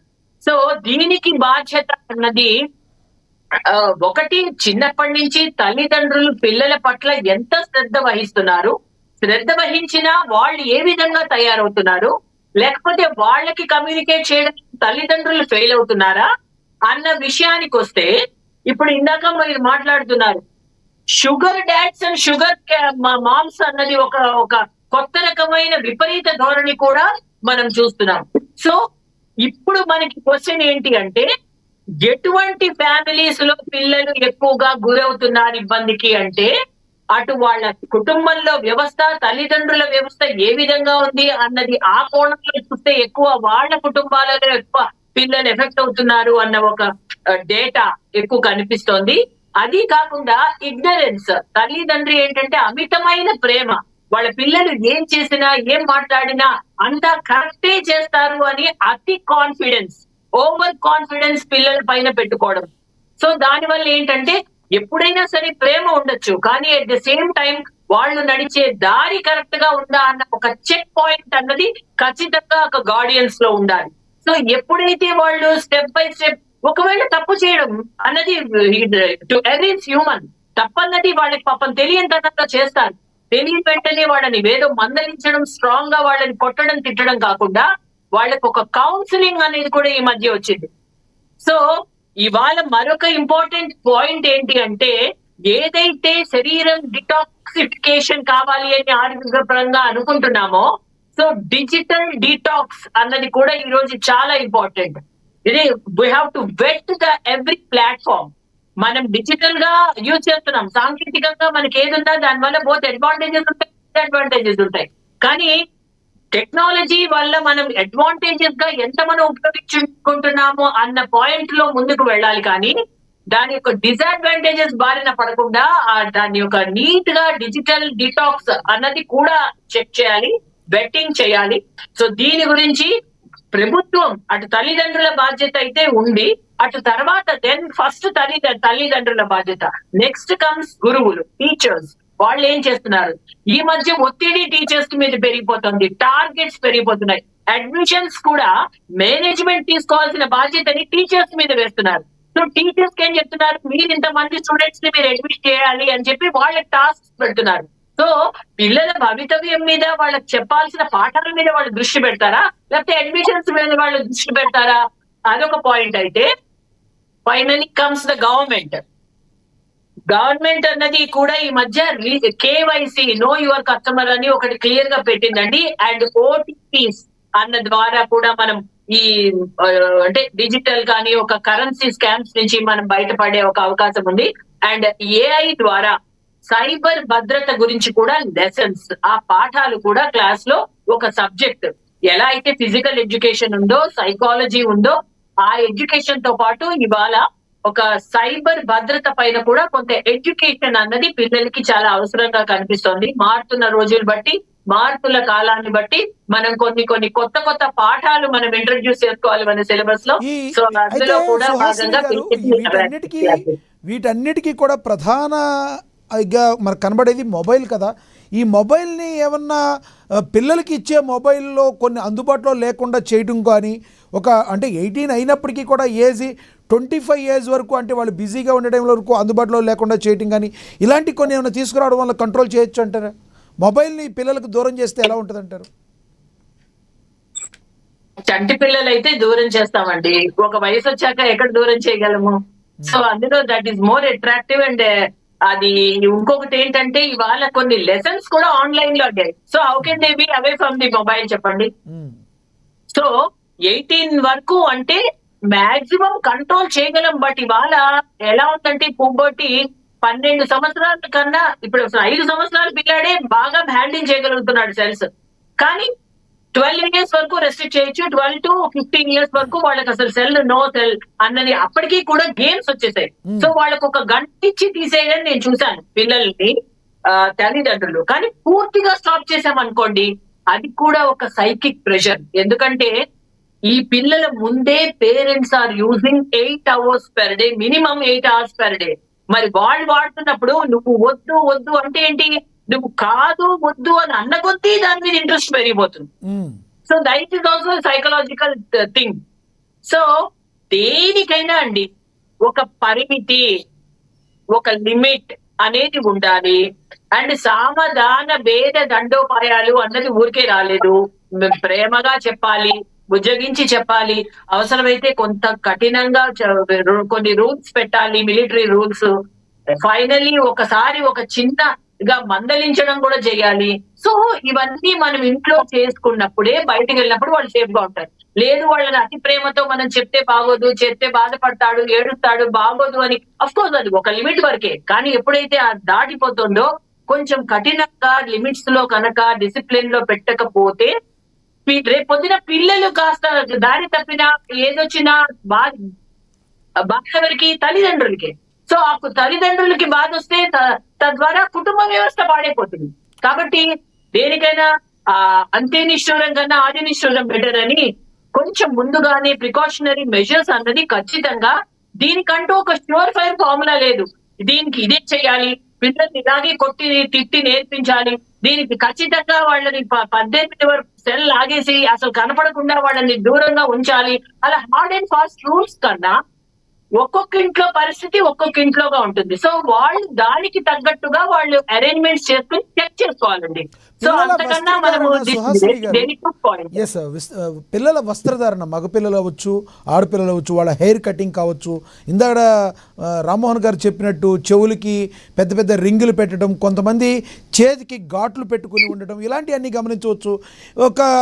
అంటే ఒక గంజాయి లాంటి మత్తు పదార్థాలు తీసుకునే వాళ్ళకి ఒక ఆహార్యం ఒకలాగా ఉండేలాగా ఈ రోజుల్లో ఉందని చెప్తున్నారు. దీన్ని ఏమైనా కంట్రోల్ చేయగలమంటారా? ఓన్లీ క్లబ్ కల్చర్ తగ్గినప్పుడే తగ్గుతుందండి. ఎందుకంటే ఇవాళ చూస్తున్నాం మనము మ్యూజిక్ అన్నది it's divide, but with the musical sounds DJ ఇస్తో మీరు కనుక ఇవాళ కొన్ని షోస్ చూస్తే he's an ultimate outstanding artist అండి, అందులో డౌట్ లేదు. బట్ అతనిలో ఉన్న విద్వత్తుని వీళ్ళు ఎంజాయ్ చేస్తూ వాళ్ళకి అక్కడ చుట్టుపక్కల ప్రొవైడ్ చేస్తున్నవి ఏంటి, ఆ ఎన్వైరన్మెంట్ ఏ విధంగా ఉంది, 4,000-5,000 మంది అందరూ నుంచుని వాళ్ళు జోష్ గా అరుస్తూ ఉంటారు. ఇఫ్ ఇట్ ఆల్ మనం యూట్యూబ్స్ లో మనం కనుక చూస్తే. సో ఆ డాన్సింగ్ లో ఈ రోజు ఇంకా ఇందాక మీరు ఒక పాయింట్ చెప్తున్నారు, ఆ ఆడపిల్లలు మగపిల్లలు ఇవాళ అసలు అది ఆ కాన్సెప్ట్ అన్నది లేదు అన్నది ఎక్కువ వినపడుతున్నాము. ఓకే, మంచిదే, it's a very good friendship, అది కూడా వెల్కమ్. కానీ ఏమవుతుందంటే భగవంతుడు మగపిల్లల్ని ఆడపిల్లల్ని డిఫరెంట్ గా బయాలజికల్ గా కొంత డిఫరెంట్ ఆస్పెక్ట్స్ తో క్రియేట్ చేశాడు. సో న్యాచురల్ థింగ్ మనము ఛాలెంజ్ చేయలేము. కాబట్టి ఎవరెవరికి ఏది ఇంపార్టెంటో, ఎవరెవరికి ఏ విధమైన రెస్ట్రిక్షన్ ఇంపార్టెంటో ఆ విధంగా చేయాలి. కానీ the club culture too much అయిపోయింది. ఈ రోజు అది పర్మిషన్స్ కూడా రెస్ట్రిక్టెడ్ పర్మిషన్స్ ఉన్నాయా, దీనికి ఎవరు బాధ్యులు, ఎందుకు ఇన్ని చోట్ల అంటే వేరే దూరంగా ప్లేసెస్ లో ఎందుకు ఇన్ని చోట్ల మీటింగ్స్ కి అటువంటి ఒక పార్టీస్ కి వాళ్ళు పర్మిషన్స్ ఇస్తున్నారు, పార్టీస్ లో యూజ్ చేసే పదార్థాల మీద ఎందుకు చెక్ లేదు. సో దీనికంటూ ఒక డిపార్ట్మెంట్ ఉందండి. సో అన్ని కూడా మనం ఇక్కడ చర్చించుకోవడం వల్ల ఉపయోగం ఉండదు. దానికి సరైన ఒక్కొక్క దానికి ఒక్కొక్క రెస్పాన్సిబుల్ డిపార్ట్మెంట్ ఉంది. సో ఆ క్రైమ్ బ్రాంచ్ ఏంటి, ఆ పర్మిషన్స్ ఇచ్చే డిపార్ట్మెంట్ ఏంటి, అటు పోలీస్ ఏంటి, ఇటు సెక్యూరిటీ ఏంటి, అటు పేరెంట్స్ ఏంటి, ఇటు స్కూల్ ఏంటి, ఇటు టీచర్స్ ఏంటి, ఎవ్రీథింగ్, ఇటు డిజిటల్ ప్లాట్ఫామ్స్ ఏంటి. సో ఎవ్రీథింగ్ అన్ని ఒక్కొక్క డిపార్ట్మెంట్ వాళ్ళ పరిధిలో కనుక వాళ్ళ డ్యూటీస్ కనుక వాళ్ళు ఎక్స్టెండ్ చేస్తే ఖచ్చితంగా అందులో భారతదేశంలో అండి it's such a wonderful culture. పిల్లలు యూత్ వాళ్ళకి తెలియనంత సేపే వాళ్ళు అల్లరి చేస్తారు, కానీ ఒకసారి వాళ్ళకి కూర్చోబెట్టి సరైన విధానంలో కనుక ఎడ్యుకేట్ చేస్తే ఖచ్చితంగా వినేది పాటించేది కూడా భారతీయులే. ఎస్ మీరు చాలా బాగా చెప్పారు. అదే మన తపన. ఆ విధంగానే మన ప్రేక్షకులు చూసేవాళ్ళు కూడా కనీసం కొంతమంది అయినా ఈ విషయాన్ని పలువురితో పంచుకోవాలని ఆశించాలని ఈ డిబేట్ వేళ పెట్టాం. మీతో అందుబాటులో ఉంటానండి మరొక విశ్లేషకులు సుధాకర్ గారు ఉన్నారు, ఆయనతో మాట్లాడదాం. సుధాకర్ గారు నమస్తే sir. Madam please go head. Thank you, ధన్యవాదాలు మీరు చర్చలో పాల్గొన్నందుకు. ఎస్ సుధాకర్ గారు నమస్తే. నమస్తే అండి. ఎస్ సుధాకర్ గారు, ఎలా చూస్తారు ఇప్పుడున్న సిచ్యువేషన్ బట్టి డేటింగ్ యాప్స్ ద్వారా, పరిచయాల ద్వారా అనేక మంది జీవితాలు నాశనం అవుతున్న పరిస్థితులను మనం గమనించవచ్చు. ఇప్పుడు రీసెంట్గా నిన్న కూడా చూస్తే ఎవరెవరో పరిచయాలు, మంచి గాయకుడు రాహుల్ సిప్లీగంజ్ ఎవరైతే ఉన్నారో గతంలో అనేక వివాదాల్లో ఉన్నాడు, ఇప్పుడు అతని రిలేటివ్ ద్వారా కూడా తాను చిక్కుల్లో పడిన పరిస్థితి. అది ఏం జరుగుతుంది మెట్రోపాలిటన్ సిటీస్లో, దీన్ని అరికట్టాలంటే ఎలా, ఏం చెప్తారు మీరు? ముందుగా మీకు అలాగే ప్యానల్ సభ్యులకు ప్రేక్షకులు అందరికీ నమస్కారం. అలాగే ముందు ఏఎన్ఎన్ ఛానల్ ని ఖచ్చితంగా అభినందించాలి. ఎందుకంటే ఈ రోజు ఒక మంచి చర్చా కార్యక్రమం పెట్టారు. ఎప్పుడూ రాజకీయాలు లేకపోతే ఇంకోటి కాకుండా యువతకి సమాజానికి అవసరమయ్యేటువంటి ఒక చర్చ పెట్టారు. ఇలాంటి చర్చ ఇక్కడే కాదండి, మొత్తం అన్ని ప్లాట్ఫామ్లోనూ జరగాలి. ఈ రోజు యువత పక్కదారి పట్టారు అంటే అందరి పాత్ర ఉంది. అందులో మీ పాత్ర ఉండొచ్చు, నా పాత్ర ఉండొచ్చు, ఆ సోషల్ మీడియా పాత్ర ఉండొచ్చు, మొబైల్ పాత్ర ఉండొచ్చు, అందరి పాత్ర ఉంది. సో ఎక్కడైతే ఏ పాత్ర ద్వారా అయితే యువత పక్కదారి పడుతున్నారని మనం అనుకున్నామో అదే వేదికల మీద మళ్ళీ చర్చ జరిగితే యువత ఆలోచించే అవకాశం కూడా ఉంటుంది. కాకపోతే ఈ రోజు అంటే మనది ఒక సనాతనమైనటువంటి కుటుంబ వ్యవస్థ ఉన్నటువంటి దేశం. మన దేశంలో ఉన్నటువంటి కుటుంబ వ్యవస్థ గురించి ప్రపంచ దేశాలు మాట్లాడుకునే పరిస్థితిలో ఉన్నటువంటి మనం ఈ రోజు కుటుంబాలు విచ్ఛిన్నం అవటం గురించి మాట్లాడుకోవడం అనేది కొంచెం బాధాకరమైనటువంటి విషయమే. కాకపోతే మీరన్నట్టుగా మన అందరి చేయూతతో అందరూ చెయ్యి కలిపితే ఖచ్చితంగా దీని రూపుమాపటం ఏమి పెద్ద సమస్య కాదు. ఎందుకంటే పెద్ద విషయాలనే అనేక విషయాలని మనం ఇప్పుడు కరోనా లాంటి అంశాలను కూడా బతకగలమా అని భయపడే అంశాలను కూడా మనం ఒక మెడిసిన్ ద్వారా కాపాడుకోగలిగాం. అలాగే ఒక లైన్ పెట్టుకున్నాం, ఎవరు బయటకు రావద్దు, ఒకరికొకరు టచ్ అవ్వద్దు అని కొన్ని నిబంధనలు పెట్టుకున్నాం. బట్ అంతిమంగా దాన్ని ఛేదించగలిగాం. అలాగే ఇప్పుడు దీన్ని కూడా కొన్ని నిబంధనలు, ప్రభుత్వ కఠిన నిర్ణయాలతో పాటు స్వయం నియంత్రణ, అలాగే పేరెంట్స్ పర్యవేక్షణతో మనం కొంచెం చేయొచ్చండి. కాకపోతే మనం మాట్లాడటానికి ఈజీగా ఉంది, కానీ ఈ రోజు పేరెంట్స్ పర్యవేక్షణ అంటే మారుతున్న అంటే సోషల్ మీడియా యుగం అయిపోయింది, మొబైల్ యుగం అయిపోయింది. పిల్లలేమో చదువు కోసమో లేదా ఉద్యోగం కోసమో ఎక్కడెక్కడికో వెళ్ళిపోయి ఎక్కడెక్కడో ఉంటున్నారు. వాళ్ళు రోజుకు ఒక 5 నిమిషాలు 10 నిమిషాలు పేరెంట్స్ తో ఫోన్ లో మాట్లాడటమే కష్టమైనటువంటి పరిస్థితి. సో ఇక్కడ వీళ్ళు ఏం చేస్తున్నారు, మంచి చేస్తున్నారా, చెడు చేస్తున్నారా, చదువుకుంటున్నారా, ఉద్యోగం చేస్తున్నారా అనేది పేరెంట్స్ అక్కడ నుంచి చూడలేని పరిస్థితి. అలాగే చదువుకునే పిల్లలు ఉన్నప్పటికీ ఇప్పుడు పల్లెటూరులో కావచ్చు, నిరక్షరాస్యులు ఉన్నటువంటి తల్లిదండ్రులు కావచ్చు, వాళ్ళకి నియంత్రణ తెలియదు. వాళ్ళ పిల్లలు మొబైల్లో చదువుకుంటున్నారు, ఆడుకుంటున్నారు అనుకుంటారు తప్ప దాని వల్ల జరుగుతున్న నష్టం ఏంటనేది చేయలేదు. వాళ్ళు ఏదో పొద్దున్నే లేస్తే ఏదో పనికి వెళ్ళిపోయి మళ్ళీ సాయంత్రం వచ్చి ఓ ముద్దన్నామా, పిల్లలను చూసుకున్నామా, అలా బడి పంపామా, ఇంతవరకే తెలుస్తుంది. అంటే మీరన్నట్టు సిటీ కల్చర్ అనేది బాగా ఎక్కువైపోయింది. అదృష్టం ఏంటంటే ఇది ఇప్పటి వరకు ఇంకా గ్రామీణ ప్రాంతాలకు పాకలేదు. అది ఒక రకంగా సంతోషం. కానీ సిటీ నుంచి పాకటం అనేది చాలా ఈజీ. ఈ రోజు ఎక్కడ ఉంటున్నారండి, పల్లెటూరులో గ్రామాల్లో పిల్లలు ఎక్కడ చదువుకుంటున్నారు? ప్రతి ఒక్కరి పిల్లలు సిటీల్లోనో కార్పొరేట్ స్కూల్స్ లోనో బయటికి వెళ్ళి చదువుకుంటున్నటువంటి పరిస్థితే. సో అక్కడే ఈ కల్చర్ అలవాటు పడటం అనేది దురదృష్టకరం. రెండోది, ఈ మీరన్నట్టుగా ఇప్పుడు గంజాయి కావచ్చు లేదా మద్యం మత్తు కావచ్చు, ఇది కొంత వాళ్ళని బలహీనపరుస్తుంది. నేనేమంటానంటే మన బలహీనత మన శత్రువు. ఈ రోజు మనల్ని టార్గెట్ చేసుకున్నారు. మన బలహీనతనో లేదా మన అవసరాన్నో ఈ రోజు డేటింగ్ యాప్స్ కావచ్చు లేదా బెట్టింగ్ యాప్స్ కావచ్చు, వాడు టార్గెట్ చేసుకుని క్యాష్ చేసుకుంటున్నారు. మీలో ఈ బలహీనత లేకపోతే అసలు వాళ్ళు నిన్ను టార్గెట్ చేయలేరు, మీ నుంచి క్యాష్ చేసుకోలేరు. బలహీనత ఎందుకు వస్తుందంటే మళ్ళీ దీనికి చాలా రీజన్స్ ఉంటాయి. ఒంటరితనం కావచ్చు, నేను ఇందాక చెప్పినట్టుగా గ్రామీణ ప్రాంతాల నుంచి ఒకసారిగా సిటీకి రావడం కావచ్చు. ఇదివరకు రోజుల్లో సుధాకర్ గారు మన బంగారం మంచిదైతే నో ప్రాబ్లం అనుకునే రోజులు ఉండేవి. కానీ ఈ రోజున ఒక మొబైల్ లాంటిది వచ్చిన తర్వాత మనం ఎంత మంచిగా ఉన్నా పదే తెల్లారు లెగిస్తే మనకి ఒక కాల్ మాట్లాడే లోపు లేదంటే ఒక మంచి వీడియో ఏదైనా చూసే లోపు అనేక రకంగా అది అడ్వర్టైజ్మెంట్ వస్తూ ఉంటే ఏంటా అని అసలు టచ్ చేసేవాళ్ళు కూడా లేకపోలేదు కదా. అంటే మనం ఎంత సంయమనం పాటించినా ఎంత కరెక్ట్గా ఉన్నా పెడదారిన పెట్టడానికి అవే కారకులు అవుతున్నాయి కాదంటారా మీరు? ఎస్, మీరు చెప్పింది 100% నిజం. ఇప్పుడు మొబైల్ అనేది ఒక చేతిలో కత్తి లాంటిదండి. దాన్ని మనం ఎలా ఉపయోగించుకుంటాం అనేది మనం ఇప్పుడు నేను ఆ కత్తిని సగ్గా నేను పండు కోసుకుని తినడానికి ఉపయోగించవచ్చు, ఎదుటి వ్యక్తిని పొడవటానికి ఉపయోగించవచ్చు. సో ఎలాగ ఉపయోగించుకుంటాను అనేది మన మీద ఆధారపడదు. పోనీ మొబైల్ పూర్తిగా బ్యాన్ చేసి నేటి సమాజం నడవగలదంటే అది కూడా సాధ్యపడేది కాదు. నేనేమంటానంటే మొబైల్ ఎవరికి అవసరం? ఇప్పుడు 10th క్లాస్ ఇంటర్మీడియట్ చదివే పిల్లలకు మొబైల్ అవసరమా? అవసరమైతే ఎంత అవసరం ఉంది వాళ్ళకి? సో ఇప్పుడు కర్ణాటక లాంటి రాష్ట్రాలు, మన ఆంధ్రప్రదేశ్ లో కూడా 16-18 ఏళ్లకి సోషల్ మీడియా బ్యాన్ చేయాలని చెప్పి చర్చలు జరుగుతున్నాయి. కొన్ని దేశాలు ఆల్రెడీ కొన్ని రిస్ట్రిక్షన్స్ పెట్టాయి. 16-18 ఏళ్ల వయసుకి ఒక రిస్ట్రిక్షన్ పెట్టింది. సో ఆ వయసు వరకు ఎందుకు పెట్టారంటే ఆ తర్వాత కనీసం మెచ్యూరిటీ వస్తుంది, ఏది తప్పు ఏది ఒప్పు అని ఆలోచించే అవగాహన వాళ్ళకి వస్తుంది.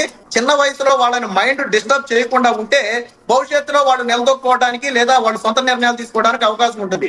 ఇప్పుడు 10వ తరగతిలోనే మొబైల్ పట్టుకెళ్ళిపోయి క్లాసుల్లో కూర్చుంటున్నటువంటి పరిస్థితి. వాళ్ళు నిజంగా మొబైల్ 10వ తరగతిలో ఏం అవసరం అండి? క్లాస్ టీచర్లు బోర్డు మీద పాఠాలు చెప్తుంటే మొబైల్ 10వ తరగతిలో అవసరమా? టెక్నాలజీ పెరిగింది, ఓకే రైట్, డిజిటల్ బోర్డు మీద క్లాసులు జరుగుతున్నాయి. కానీ ఇంటికి వెళ్ళిన తర్వాత కూడా మొబైల్ వదిలిపెట్టాలి. పుస్తకాలు పోయి మొబైల్స్ రోజు వచ్చాయి. కాకపోతే ఏంటంటే మన డిజిటల్ యుగం వచ్చిన తర్వాత, అంతా ఆన్లైన్ చదువులు వచ్చిన తర్వాత ఇది ఒక తప్పని పరిస్థితి అయిపోయింది. తల్లిదండ్రులు కంట్రోల్ చేయాలి అనుకున్నా చేయలేని పరిస్థితి ఎందుకు వచ్చిందంటే పరిణామాలు కూడా అందుకు కారణమయ్యాయి. ఒకప్పుడు ఇప్పుడు మీరు ఇందాక సత్యనారాయణ గారు ఒక పోస్ట్ పెట్టారు, మీ ఛానల్లో స్క్రోల్ చేస్తూ చూపించారు. ఒక గంటకి అబ్బాయిల్ని అమ్మాయిల్ని అద్దెకి ఇచ్చే పరిస్థితి ఎందుకు వచ్చిందంటే ఒకప్పుడు స్నేహితులు లేరా, ఫ్రెండ్స్ లేరు. ఇప్పుడు నిజంగా నేను ఒక గంట బయటకు వెళ్ళాలి, నాకు 4-5 ఫ్రెండ్స్ ఉంటారు, ఎవరో ఒకరిని తీసుకుని ఒక గంటకి వెళ్తాను. లేదా ఒక పార్టీకి వెళ్ళాలి, నేను ఎవరో ఒక ఫ్రెండ్ని తీసుకుని పార్టీకి వెళ్తా. ఒకప్పుడు అలాంటి పరిస్థితి ఉండేది. మరి ఈ రోజు అద్దెకి తీసుకునే పరిస్థితి ఎందుకు వచ్చిందంటే స్నేహం కూడా దెబ్బతింటుంది. సిటీ కల్చర్ కి అలవాటు పడిపోయి ఎక్కడి నుంచో ఇక్కడికి వచ్చి ఉద్యోగమో లేకపోతే చదువు కోసమో వచ్చి ఇక్కడ ఎవరు పరిచయం ఉండదు, వాళ్ళకి ఎవరితోనూ గొప్పకుని కలవలేరు. సిటీ కల్చర్ లో ఒకరినొకరు పట్టించుకునే పరిస్థితి ఉండదు. సో లోన్లీగా ఫీల్ అవటమో, ఒంటరిగా ఫీల్ అవటమో, అప్పుడు తప్పని పరిస్థితుల్లో ఇప్పుడు దీన్ని వీళ్ళు క్యాష్ చేసుకునేది అదే. ఆ లోన్లీగా ఫీల్ అవటం, ఒంటరిగా ఫీల్ అవటం అని వీళ్ళు క్యాష్ చేసుకుంటున్నారు. నిజంగా మనకి కుటుంబ సభ్యులు దగ్గర ఉండి కానీ లేదా మంచి స్నేహితులు దగ్గర కానీ ఉంటే అసలు ఈ యాప్లతో పనే లేదు. వీళ్ళు చెప్పినట్టు 1-2 గంటలకి అద్దెకి తీసుకుని ఒక వ్యక్తిని వెళ్ళాల్సిన పనే లేదు. దీన్ని మన బలహీనతను వీళ్ళు క్యాష్ చేసుకుంటున్నారు. మన బలహీనత అంటే పరిస్థితులు అలాగ వచ్చేసినాయి, బలహీన పడే విధంగా వచ్చేసినాయి. నేను ఇందాక చెప్పినట్టుగా కుటుంబ సభ్యులు ఎక్కడో ఉంటారు, 3 నెలలకి 6 నెలలకు కూడా ఒకసారి కుటుంబ సభ్యులకి వెళ్ళలేరు. ఇప్పుడు మన ఇంటికాడ ఉన్నామండి, మనం ఏదైనా తప్పు చేస్తే తల్లిదండ్రులు ఒక దెబ్బేసో లేదా కూర్చోబెట్టి ఒక మాట చెప్తారు, నాన్న అది చేస్తే తప్పు, ఇది చేస్తే ఒప్పు, మనం ఆ పని చేయకూడదని చెప్తే ఓహో ఇది తప్ప ఇది ఒప్ప అని మనకు అవగాహన ఉంటుంది. ఈ రోజు ఎవరు చెప్తున్నారండి ఇది తప్పు ఇది ఒప్పు అని చెప్పే పరిస్థితి ఎవరున్నారు? ఎవరు డేటింగ్ యాప్ వాడొద్దు అది ప్రమాదం, లేదా బెట్టింగ్ యాప్ వాడొద్దు అది నిన్ను ఆర్థికంగా ముంచేస్తుంది చెప్పే వాళ్ళు ఎవరున్నారు? అలాగే ప్రభుత్వం కూడా కొన్ని యాప్స్ ని కట్టడి చేయాలి. మీరు ఇందాక ప్రభుత్వ పాత్ర అన్నారు, ఖచ్చితంగా ప్రభుత్వం కూడా ఇందులో చొరవ తీసుకోవాలి.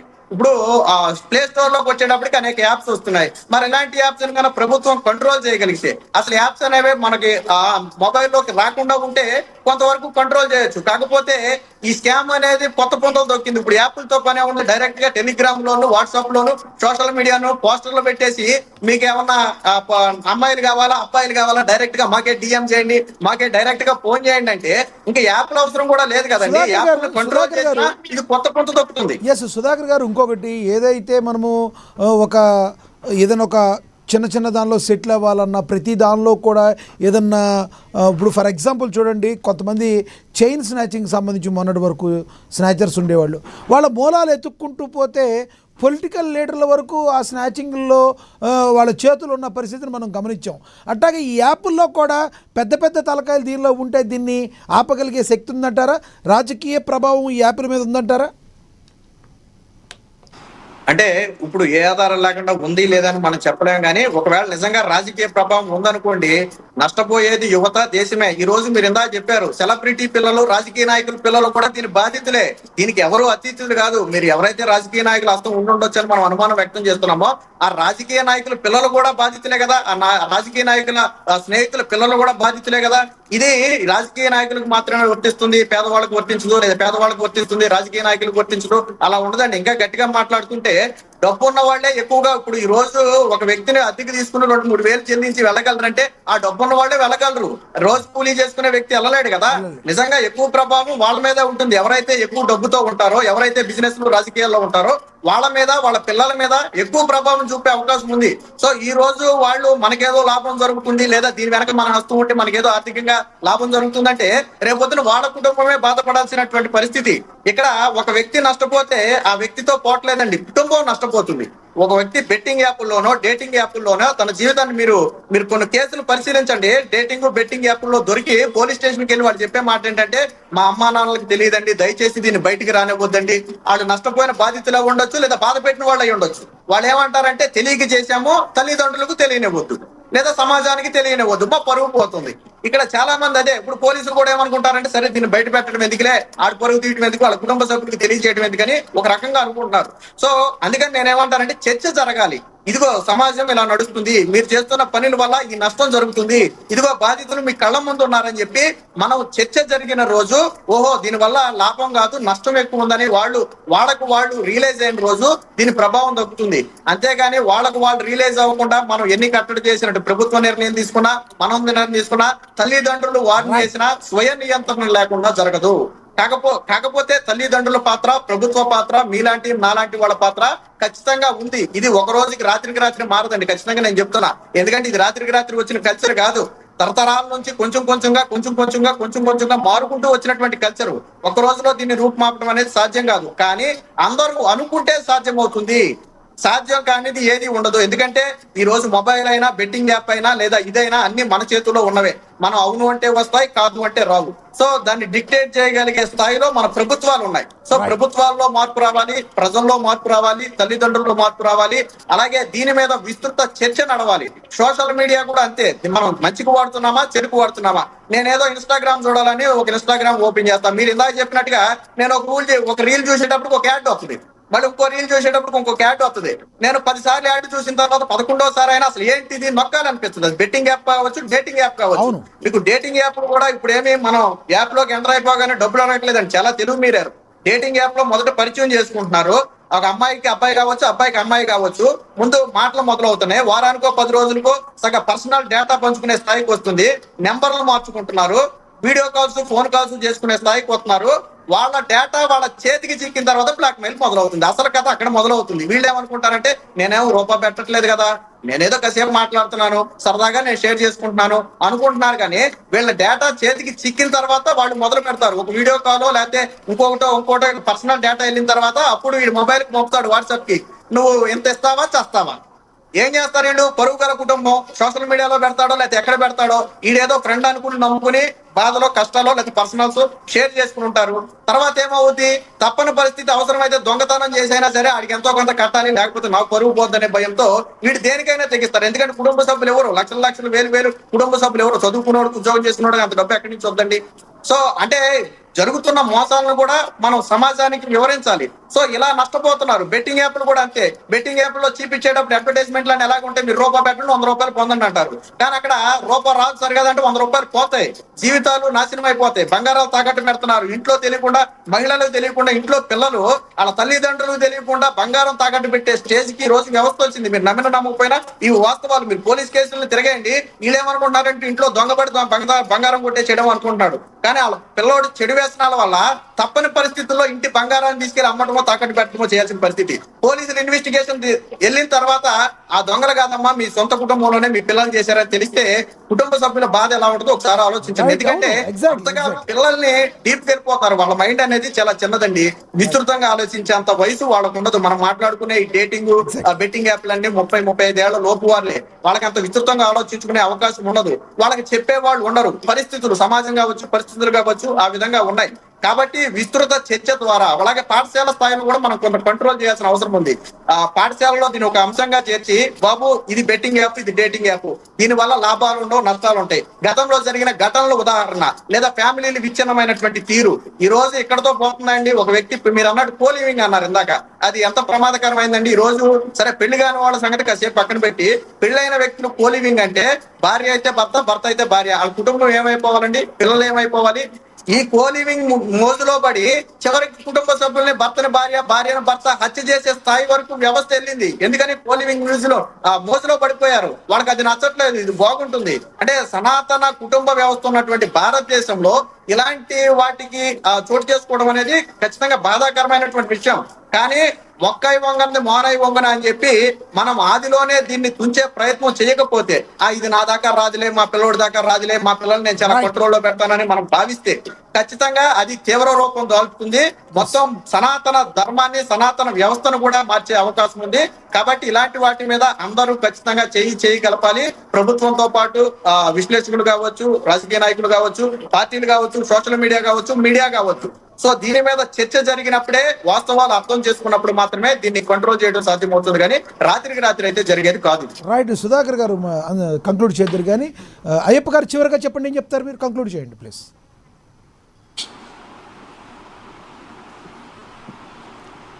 అయ్యప్ప గారు మ్యూట్లో ఉన్నారు, చూడండి, అన్మ్యూట్ చేయండి. అయ్యప్ప గారు చివరిగా చెప్పండి, 30 seconds ప్లీజ్. ఒక ప్రధానమైన కారణం ఏంటంటే వయసు మీరిపోయినటువంటి వ్యక్తులకి ఇంకా పెళ్లిళ్ళు కాలేకపోవడం, అనవసరపు వేషాలు, ఫాల్స్ ఎస్టేజెస్ తోటి ఇంకా మా అబ్బాయి ఇంకా పెద్ద సంబంధం కావాలి, అమ్మాయిలకి అయితే ఇంకా పెద్ద మంచి అల్లుడు కావాలి, ఇట్లా ఏళ్ళకేళ్ళు బడి మ్యాట్రిమోనియల్లో సంబంధాలు చూడటమే తప్ప వాళ్ళకి వివాహాలు చేయకపోవడం, సరైన టైంలో వాళ్ళని ఒక దాంపత్య జీవితంగా తయారు చేయలేకపోవడం వల్ల యువత పెడదారిని పెట్టడం అనేది జరుగుతుందండి. ఇంకా ముఖ్యంగా భార్య భర్తల మధ్య కూడా వైవాహిక జీవితంలో ఒకరిని అర్థం చేసుకోకుండా విమర్శించుకోవడం, ఒకరిని ఒకరు దూషించుకోవడం వల్ల వాళ్ళు వైవాహిక జీవితానికి దూరంగా ఉండి భార్య అంటే భర్తకి, భర్త అంటే భార్యకి గౌరవం లేకపోవటం వల్ల ఈ చెడు వ్యసనాల వైపు దారి మళ్లిస్తున్నటువంటి యువత ఎక్కువైపోయారండి. ఈ మధ్య కాలంలో మనం చూస్తున్నాం, భార్యని భర్త గౌరవించట్లేదు, భర్తని భార్య గౌరవించట్లేదు. ఇటువంటి సాంప్రదాయాలు మన భారతదేశంలో లేవండి.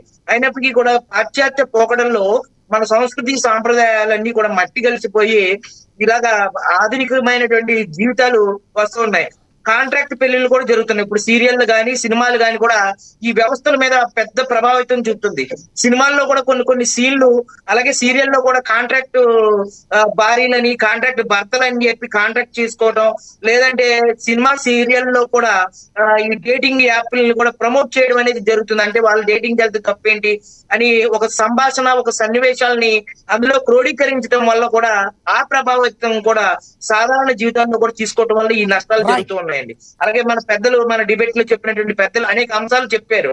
అలాగే సోషల్ మీడియా కానీ, తల్లిదండ్రుల యొక్క పాత్ర కానీ, ఇవన్నీ కూడా. అలాగే వివాహం అనేది కరెక్ట్ టైంలో చేయాలి.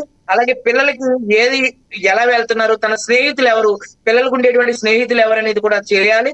అలాగే పిల్లలు ఎలా వెళ్తున్నారు, ఇప్పుడు ఆడపిల్లలకి అయితే కో ఎడ్యుకేషన్ లో కూడా ఎవరు స్నేహితులు ఉన్నారు, ఎలా ఉన్నారు, ఏంటనేది కూడా మనం అర్థం చేసుకుని ముందుకు వెళ్ళాలి. అంతే కాకుండా వాళ్ళ మొబైల్ కూడా మనం చెక్ చేస్తూ ఉండాలి. మొబైల్లో వాళ్ళు ఎలా వాడుతున్నారు, మొబైల్లో ఉండేటువంటి ఫ్రెండ్స్ ఏంటి, తల్లిదండ్రుల పర్యవేక్షణ నిరంతరం ఉండాలి అంటారు మీరు మొత్తానికి. తల్లిదండ్రులు రైట్. బండారు రామ్మోహన్ గారు కంక్లూడ్ చేయండి సార్.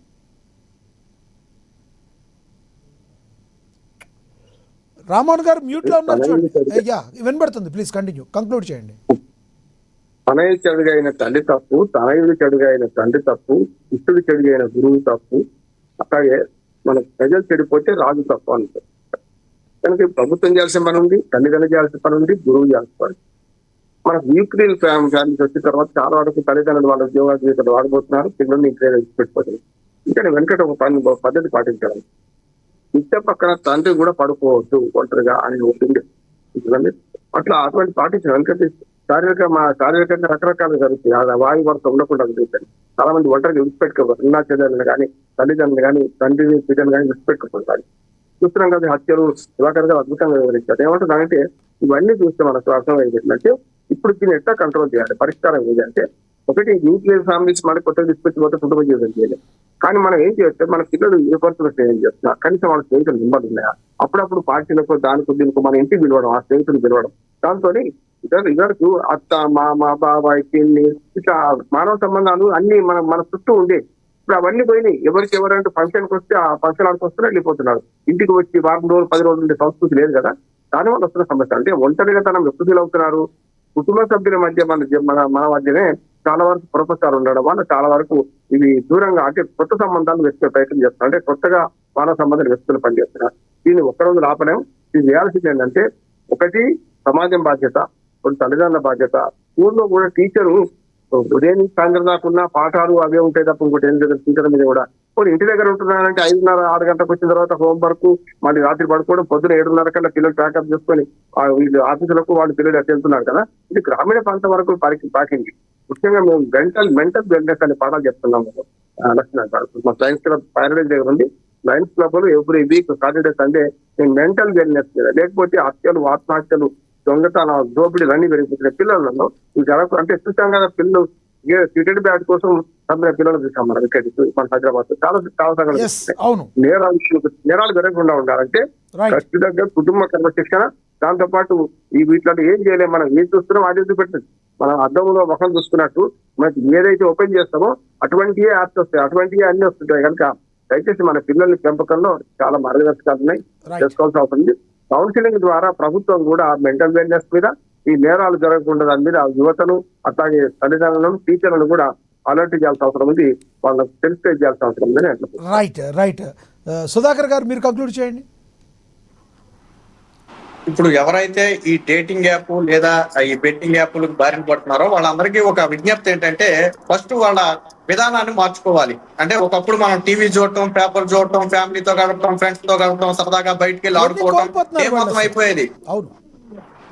డే మొత్తం అయిపోయేది. వాళ్ళకి ఆలోచన ఉండేది కాదు, వాళ్ళు మొబైల్ తో స్పెండ్ చేసేవాళ్ళు కాదు. కానీ ఇప్పుడు నేను ఇందాక చెప్పినట్టుగా ఎవరు ఉండట్లా. అయితే మొబైల్, లేకపోతే వాళ్ళు చేసే జాబు లేదా చదువు, పూర్తిగా దానికి ఎడిక్ట్ అయిపోవడం వల్ల వచ్చినటువంటి ఇబ్బంది. ఫస్ట్ వాళ్ళు ఏం చేయాలంటే ఒక మంచి స్నేహితుల్ని ఏర్పరచుకోవాలి, లేదా ఒక మంచి కార్యక్రమాన్ని, ఒక లైబ్రరీయో లేదా ఒక కాసేపు గ్రౌండ్కి వెళ్ళి ఆడుకోవటమా, ఇలాంటి ఇవన్నీ చిన్నప్పటి నుంచి వచ్చినాయండి. మనకి ఇప్పుడు కొత్తగా వచ్చేయం కాదు మన జీవితంలో.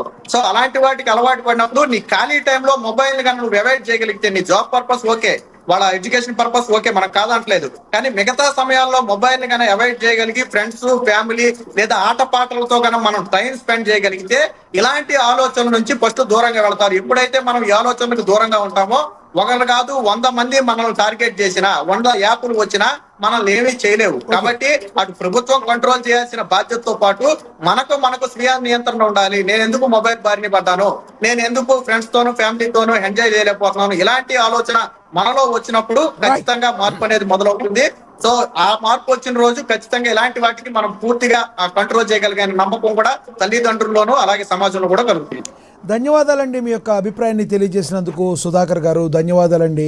బండారు రామ్మోహన్ గారు ధన్యవాదాలండి. కోటిపల్లి అయ్యప్ప గారు ధన్యవాదాలండి. సుహాసిని ఆనంద్ గారు మీ యొక్క అభిప్రాయాలు తెలియజేసినందుకు. ఏది ఏమైనప్పటికీ కూడా ఏఎన్ఎన్ ఛానల్ మరి దీనికి సంబంధించి బెట్టింగ్ యాడ్స్కి సంబంధించి, బెట్టింగ్ యాప్స్ కావచ్చు, లేదంటే ఈ కోలివింగ్కి సంబంధించి ఒక జనాల్లోకి విస్తృతంగా దీని గురించి తీసుకెళ్ళి వాళ్ళందరికీ, ఒక ప్రజలందరికీ కూడా, యువత యువకులకి ఒక సంపూర్ణ అవగాహన కార్యక్రమాన్ని తీసుకొచ్చే ఉద్యమానికి నాంది పలికిందని అయితే మేమైతే అనుకుంటున్నాం. ఎటువంటి పరిస్థితుల్లో ఇది ఒక్క డిబేట్తో ఆగిపోదు. ఇక్కడి నుంచి కూడా నిరంతరం కూడా ఇవన్నీ కంట్రోల్లోకి వచ్చే వరకు, నేటి యువత మన సన్మార్గం వైపు నడిచే వరకు కూడా ఈ డేటింగ్ యాప్స్ గురించి కానీ, కోలివింగ్ వంటి వాటి గురించి కానీ నిరంతరం ఎప్పటికప్పుడు కూడా ఇలాంటి డిబేట్స్ మరి జరుపుతూ ఉంటాం. ఎంతోమంది ఈ రోజున ఇలాంటి ఈ కోలివింగ్ల బారిన పడి రెంట్ బాయ్స్ అని రకరకాల వాటితో యువత తమ యొక్క అమూల్యమైన జీవితాలను నాశనం చేసుకుంటున్నారు. కాబట్టి దీని ఒక ఉద్యమంలాగా తీసుకెళ్ళడానికి ఏఎన్ఎన్ నడుం బిగించింది. దీని వంతులో మీరు కూడా మీ పాత్ర పోషించి మరి ఈ యొక్క కోలివింగ్కి సంబంధించి, ఇలాంటి రెంట్కి సంబంధించి కానీ, లేదంటే సమాజంలో దుర్మార్గమైన యాప్ల్ని మరి మీరు కూడా పారద్రోరాలి. తల్లిదండ్రులుగా మీరందరూ కూడా ఎటువంటి పరిస్థితుల్లో పిల్లలు ఏం చేస్తున్నారని వాళ్ళ మీద డేగ కన్ను వేసి ఉంచాలి. తద్వారా సమాజంలో కొంత మార్పును తీసుకొచ్చి యువతరం రేపొద్దున భ్రష్టు పట్టిపోకుండా రానున్న రోజుల్లో భారతదేశం తన సనాతన ధర్మాన్ని, విలువల్ని చూసి ప్రపంచ దేశాలు నేర్చుకునే విధంగా ముందుకు వెళ్ళాలి. కానీ పాశ్చాత్య మత్తులో పడి, చిత్తులో పడి ఈ రకంగా ఉండకూడదు అని చెప్పి మనందరం కూడా కోరుకుందాం. ఇది వాటి స్పెషల్ డిబేట్. చూస్తూనే ఉండండి ఏఎన్ఎన్. నమస్తే.